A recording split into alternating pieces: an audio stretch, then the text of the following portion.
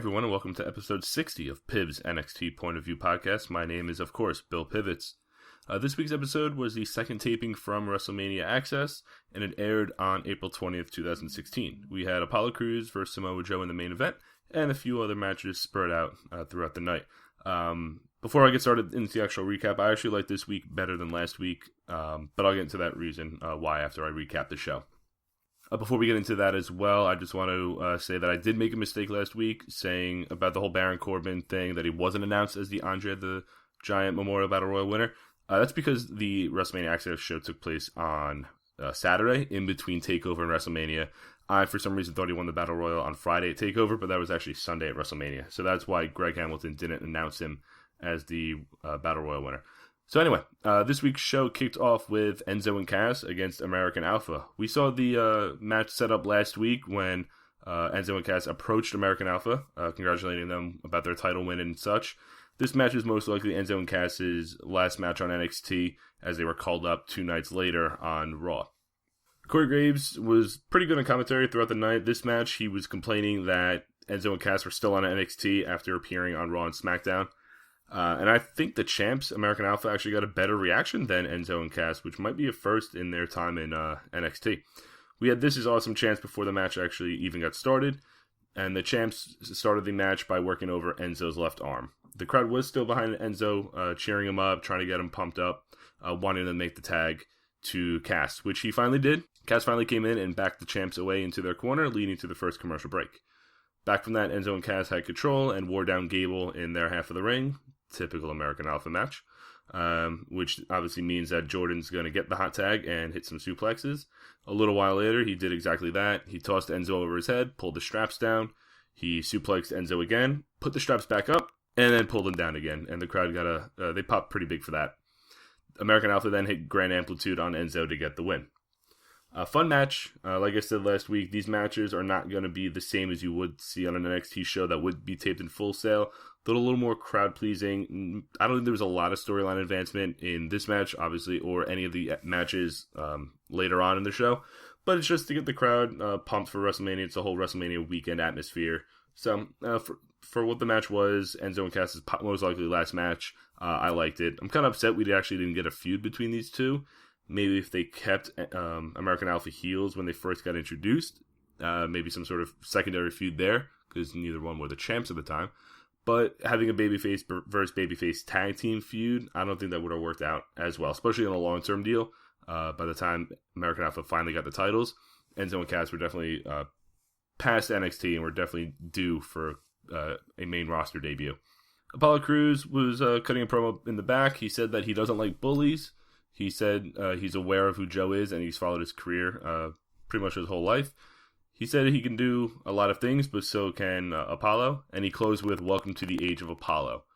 So we got the Age of Apollo, the dawn of the Roman Empire. Anything other time period slogans we got going on right now? Is it the period of Prince Pretty? I don't know. But Age of Apollo, it's not his best promo, but Apollo Crews hasn't really been known to cut promos to begin with, so take it for what it's worth. They then advertised that No Way Jose is up next, so we get to see how that goes. Second match was Alexander Wolf against No Way Jose, and he got absolutely no reaction. Just as what I expected, actually. He incorporated some dance into his holds, some like moonwalking kind of stuff. I don't know. He had Wolf on his shoulders, spun around a little bit, paused, and then went back in the other direction. We then got a Jose chant to the tune of Sami Zayn's Olay. I guess the crowd's behind him for a little bit. He wound up in the corner like a pitcher, and then connected with a huge punch, knocking down Alexander Wolf to get the win.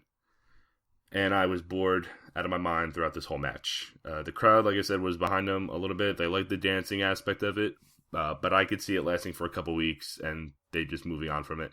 Similar to what they did with Fandango, with the whole pointing your fingers in the air, and Adam Rose, main roster Adam Rose, NXT Adam Rose was way over. But it's just, I don't know, these dancing gimmicks, I've mentioned this before, these dancing gimmicks don't last as long, because who wants to cheer? I don't know. Does anyone want to cheer for a dancer? They want someone who could beat the crap out of someone. And I don't think Alexander Wolf can beat the crap out of someone. I don't think No Way Jose is that guy. Alex Reyes then interviewed Austin Aries and referenced Corbin calling Aries' win lucky. Aries said he doesn't believe in luck. He doesn't need it. He has the skill. And he said there's a lot of talent on the A level, but only one at the A double level. And cut it there.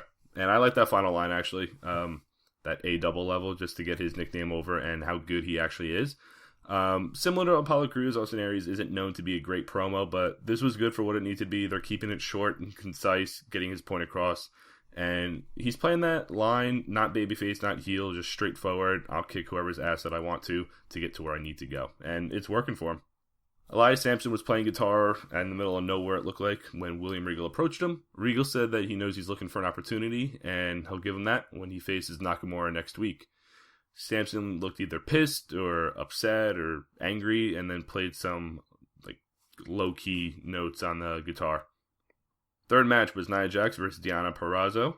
Nia Jax tossed Diana around, hit 2 corner splashes. Diana tried making a comeback a little bit, but Nia caught her with the Samoan drop, and then hit the leg drop off the ropes to get the win. Simple squash match. Really nothing going on here. It kind of just reintroduces Nia Jax into the women's division and to the NXT viewer. And I think her and Asuka can actually put on a great match. Maybe not to the same psychology of Nia and Bayley, with Nia just overwhelming Bayley and then Bayley just being the one never give up kind of thing. I think Asuka could be a little more competitive in that aspect, a little more even-toed. But I think Nia could still play the Goliath in this situation, but Asuka could definitely fare well. At least fare better than what Bayley did in their encounter. Casey, I think her name was interviewing Bayley. She mentioned that Eva Marie and Asuka will face off next week, and Bayley gave her thoughts on the two. She gave both women, yes, she even gave Eva Marie props, and said she'll be watching because Bayley's still do a rematch for the NXT Women's Championship. Eva is probably the number one heel right now, unfortunately. So she's looking to see where the challenger and the champion go after the match. And it was time for the fourth and final match, Apollo Crews versus Samoa Joe. Both men tried building up some momentum. Joe landed some punches in the corner. Crews countered with a dropkick off the ropes and continued with his offense before a quick commercial break. Back from that, Joe landed a splash in the corner and connected with his jumping heel kick. He then caught Crews off the ropes with a big elbow. He hit the atomic drop, big boot, senton splash in quick succession. Crews countered a suplex and made his own comeback. He landed his own heel kick and a standing moonsault. Joe countered Crews' powerbomb and slammed Crews down one-handed in the corner.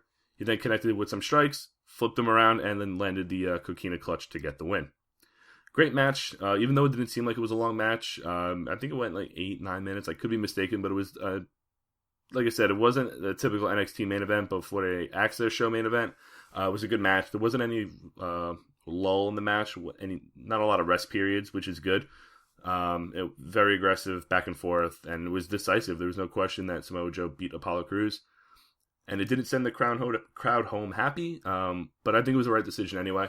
A lot of the matches that you'll see on the Access shows, it's looking to put the current NXT roster over. As you saw, Enzo and Cass lost, Apollo Crews lost, both of whom are on the main roster now. So they're trying to put over the guys that are still in NXT, like American Alpha, Samoa Joe, and those guys. So it makes sense that you're going to have those guys go over, because when they go back to regular Full Sail tapings, you want them to have some momentum and some credibility that they're beating guys that are now on the main roster. As far as the show overall, like I said at the beginning, it was much better than last week. Last week, they just tried fitting too much into an hour. I think they had 6 matches last week. This one only had 4, which is weird. They could have had another match, maybe did 5 and 5, because this show ended, I think, 12 or 13 minutes before the 9 o'clock hour, Eastern time at least. So they had a lot of time left over, but they progressed a couple things. They have the women's division going, the Austin Aries build. You had American Alpha win. But they've already built up for next week with Nakamura against Elias Sampson and Asuka against Eva Marie. Both matches should be interesting in their own right. I'm looking to see how Sampson holds his own, if he does, against Nakamura, and what kind of tricks Nia Jax will play, most likely in the match with Asuka and Eva Marie. And if Bayley gets involved as well, that should be something to look forward to. So that was episode 60. Again, follow me on Twitter at bpiv_sports. Rate, review the podcast, iTunes, Podbean, YouTube, wherever else you guys get it. Subscribe so you know when a new episode posts. But I'll catch you back next week. Peace.